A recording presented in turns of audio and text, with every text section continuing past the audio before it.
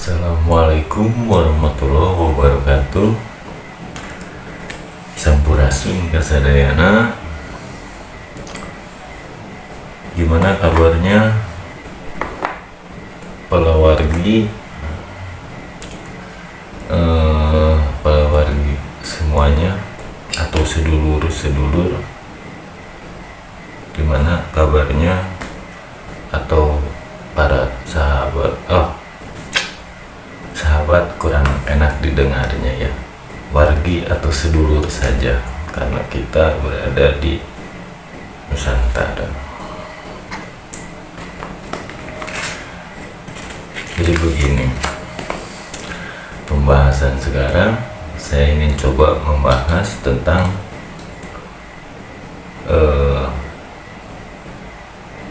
pembahasan ini tentang fitnah yang marak sekarang, yang akan membuat makin marahnya alam semesta ini.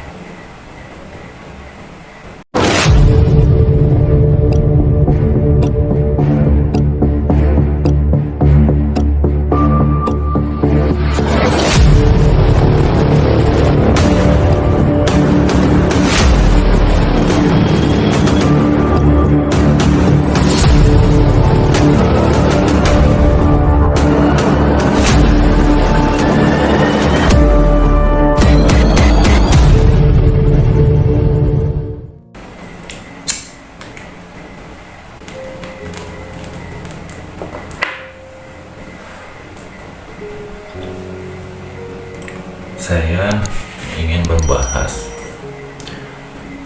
membahas tentang fitnah yang belakangan ini makin marak, makin menjadi-jadi. Bahkan yang memfitnahnya itu orang-orang yang mengerti agama, yang paham akan agamanya, tapi istilahnya fahamnya itu sekedar paham saja, belum memahami, baru sekedar paham saja gitu.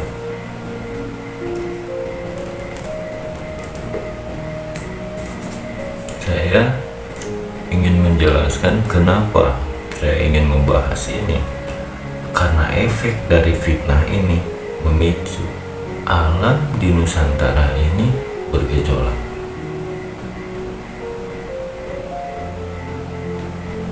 Seperti apa fitnah tersebut? Yang saya pelajari, yang saya lihat, fitnah terjadi di sini karena yang saya pernah bahas itu tentang Hyang Weldon. Sebenarnya Allah menunjukkan atau melihat apa? Memperlihatkan bahwa Allah itu maha besar. Melalui siapa? Melalui yang disebut Hyang Weldon. Beliau berpakaian nyentrik, istilahnya auratnya terbuka. Itu urusan beliau, jangan kita koreksi penampilannya, itu urusannya, karena tidak diberitahu juga beliau sudah tahu hukumnya. Jadi urusan ibadah itu urusan beliau, kita tidak berhak ikut campur urusan beliau.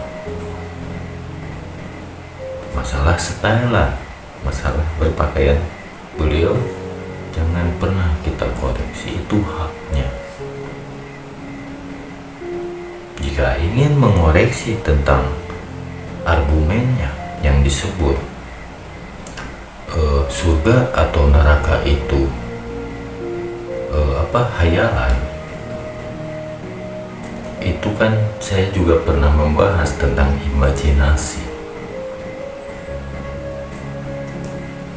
Intinya apa? Ketika kita belum pernah merasakan surga, belum pernah merasakan neraka dalam kehidupan nyata kita, berarti surga dan neraka itu emang benar tidak ada. Jika kita sudah merasakan surga dan neraka itu ada di dalam dunia ini, berarti surga dan neraka itu ada. Kenapa harus seperti itu? Saya coba balikan ke syahadat. Muhammad Rasulullah. Yang saya bilang artinya Muhammad Rasulullah itu apa? Muhammad Rasulullah itu yaitu pengalaman. Bersaksi kita itu sebagai utusan Allah karena kita manusia, Kanjeng Nabi manusia. Sebagai manusia yang diciptakan oleh Allah untuk menjadi utusannya harus seperti apa? Dicontohkan Kanjeng Nabi kan seperti itu. Nah, kita sebagai utusan kita harus merasakannya agar bersaksi kita benar. Nah, itu disebut pengalaman. Jika yang lalu membicarakan tentang neraka dan surga itu hayalan, beliau menyampaikan tentang syahadat dengan versi beliau. Jika orang-orang yang belum memahami, yaitulah fitnah yang terjadi di sana. Dan melalui kejadian seperti ini Allah menunjukkan apa? Menunjukkan bahwa bukan jaminan ketika kita sudah memegang, ibaratnya pembelajaran kita sudah memegang yang ibaratnya ayat-ayat ini atau surat-surat ini, itu bukan jaminan kita memahami ilmu Allah. Itu yang tersurat hanya gambar yang harus kita pelajari. Tersurat ini ditulis. Apa bedanya dengan yang disebutkan yang lalu tentang surga dan neraka hayalan? Apa gambaran yang ditulis tentang surga dan neraka dalam Quran? Apa itu juga sama hayalan yang terbayang oleh kita? Ini gambaran. Gambaran ini yang harus kita pelajari, ambil intisarinya. Sekarang banyak fitnah terjadi. Jika kita kembalikan karena ada syahadat Muhammad Rasulullah, jika kita menemukan Dajjal atau bertemu dengan Dajjal, kita melihat suatu fitnah ini, itu juga Dajjal. Fitnah ini termasuk dalam Dajjal. Apa yang harus kita lakukan? Anjuran Kanjeng Nabi ketika banyak fitnah terjadi seperti sekarang ini, Al-Kahfi, berbanyak-banyak Al-Kahfi. Nah, dalam Al-Kahfi saja sudah ditunjukkan agar kita terhindar dari fitnah ini. Apa mereka yang menuduh yang lalu sudah memahami Al-Kahfi apa belum? Atau hanya sekedar membaca seperti yang saya bilang, terpatok pada yang tersurat?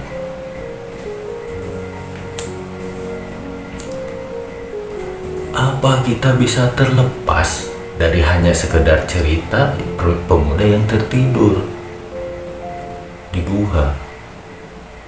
Apa kita terlepas dari fitnah hanya sekedar itu? Itu kan hanya gambaran. Tidak akan terlepas dari fitnah itu. Yang bisa mencegah kita terlepas dari fitnah itu ketika kita tahu ayat 1-10 intisarinya apa.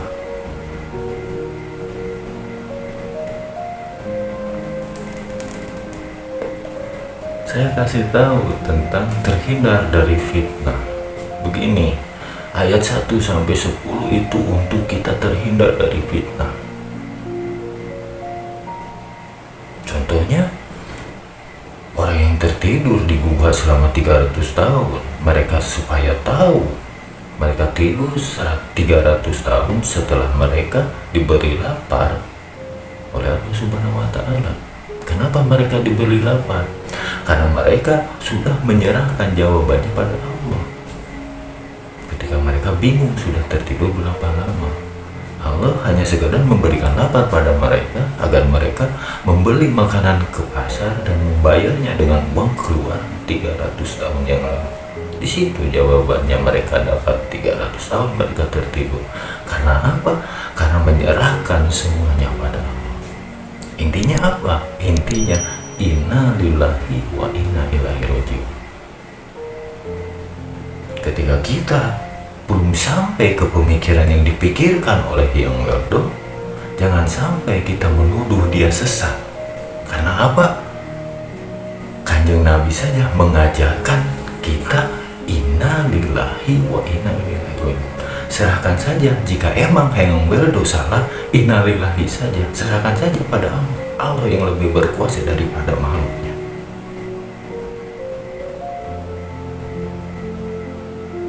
Apa kalian yang memfitnah ini mau ibaratnya menghakimi Yang Weldo?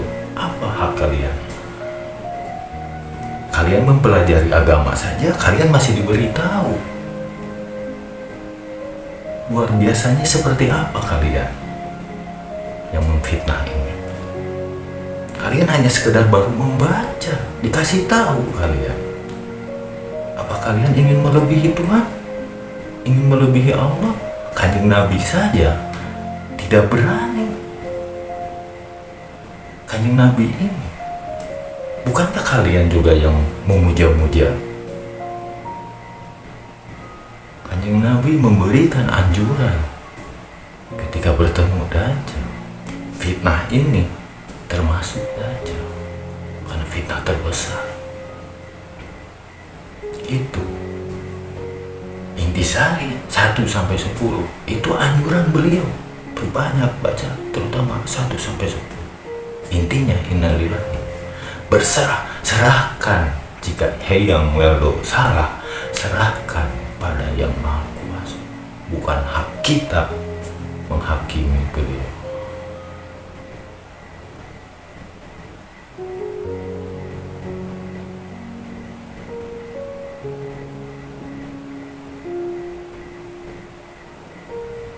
Pelajari, apa kalian itu sudah benar bersahadat? Sampai-sampai bisa fitnah sana fitnah sini. Jangan lupa kalian itu sesama bangsa, sesama anak bangsa Nusantara ini. Jangan mau dipecah belah oleh nafsu kalian sendiri. Harusnya kalian tuh berbalik, belajar. Jika kita belum sampai ke pemikiran yang dipikirkan Yang Weldo, pelajari. Itu sahadat. Jika belum nyampe ke sana, pelajari. Kenapa Yang Weldo bisa berbicara seperti itu? Agama juga mengajarkan, diobrolkan dulu agar tidak timbul fitnah. Kenapa anda semua yang mengerti tentang agama banyak yang memfitnah? Saya di sini merasa ibaratnya tersinggung. Tersinggung apa? Tersinggung karena orang yang dicaci oleh mereka itu malahan menurut saya dari segi ilmunya lebih dalam daripada yang memfitnahnya.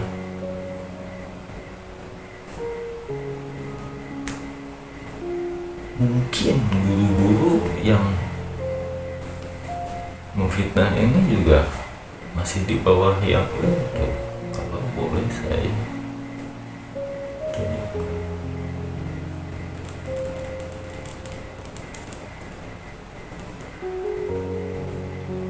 Jangan sampai anda yang memfitnah Yang Weldo mempermalukan guru anda sendiri.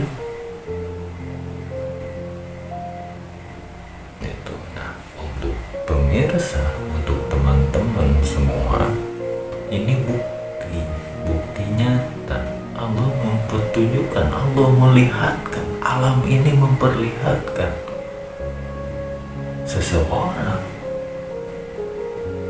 yang tidak mau berkembang dalam mempelajari ketuhanan. Ketika orang itu tidak berkembang, disitulah yang disebut Dajjal itu bekerja. Seperti apa anak buah Dajjal ini bekerja?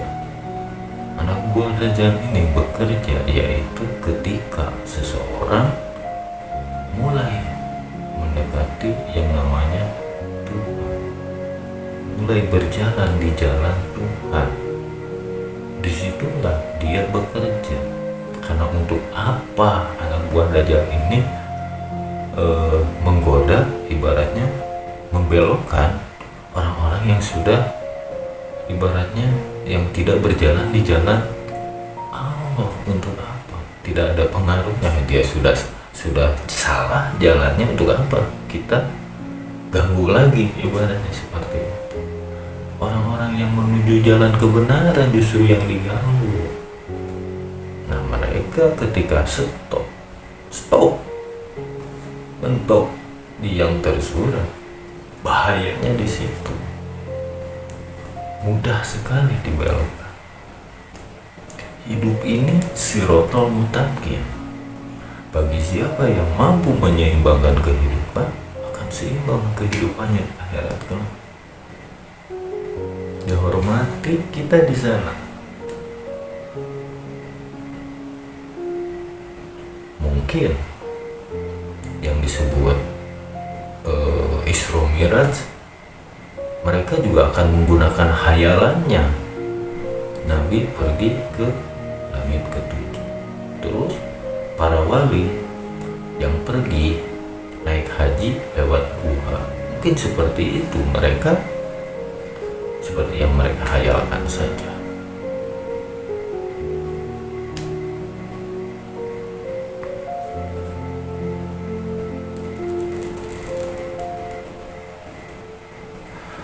Makin dalam kita ingin mengenal Tuhan, itu makin pahit. Makin pahit karena apa? Karena di luar yang kita pelajari. Jika kita mempelajari sesuatu tidak penuh warna, ya seperti itulah monoton. Hanya tahu hitam putih saja, tanpa ada warna pelangi di dalamnya.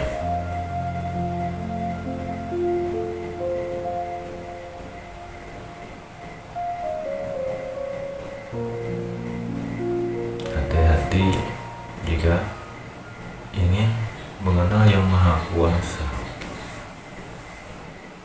Hidup itu pilihan kita, manusia. Allah menyediakan segalanya bagi kita, umat manusia. Menyediakan semuanya. Yang menentukan hidup kita adalah kita sendiri, manusia. Mau benar atau salah langkah kita. Dan ketika kita berjalan di jalan yang salah, itu bukan berarti salah. Seperti orang-orang yang memfitnah, yang ngeldok, orang itu belum tentu salah. Dan bukan kesalahannya, tapi karena ketidaktahuan orang ini sampai menyebabkan fitnah. Makanya dalam Islam itu ada syahadat agar tidak timbul fitnah, dan diberikan obatnya oleh Kanjeng Nabi. Apa? Al-Kahfi 1-10. Terus dicontohkan oleh Kanjeng Nabi Khidir dalam Al-Kahfi juga tentang Musa berburu pada Nabi Khidir. Jangan banyak bertanya ketika ingin menjadi muridnya. Kanjeng Nabi Khidir membunuh anak kecil, mengubahnya perahu. Kan?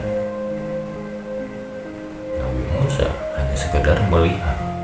melihat saja bahwa itu salah. Padahal hanya Nabi Khidir lebih tahu jika anak ini besar akan seperti apa. Terus perahu ini jika tidak lubangi akan terjadi apa. Nah, itu gambaran.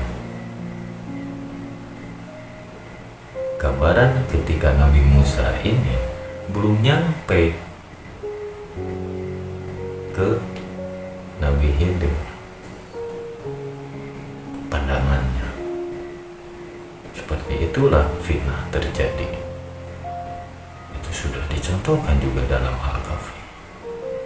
Al-Kahfi ini anjurannya kanjeng Nabi. Coba pelajari lagi sebelum kita memfitnah sana fitnah sini. Alangkah baiknya kita, kalau dalam bahasa Sunda, saacan katingali ku panon kadenge ku ceuli karasa ku awal sorangan ulawa ngomong anu lain-lain. Itu sadar.